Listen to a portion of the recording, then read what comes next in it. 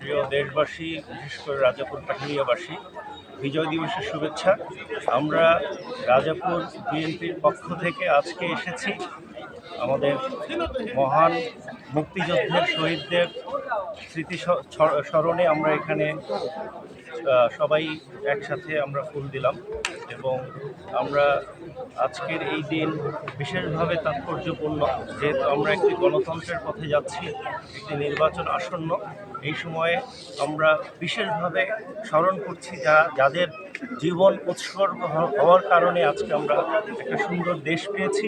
এই আগামী দিনে এই সুন্দর ভবিষ্যৎ বাংলাদেশের রচনা করার জন্যে তাদের আত্মত্যাগ যাতে আরও আমাদের সবাইকে আগামী দিনের ভবিষ্যৎ রচনা করার জন্যে পাথেয় হয়ে থাকে।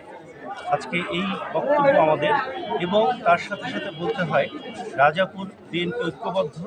রাজাপুর বিএনপি, রাজাপুর এবং কাঠালিয়াবাসী সবাই একটি সুন্দর সমাজ চায়।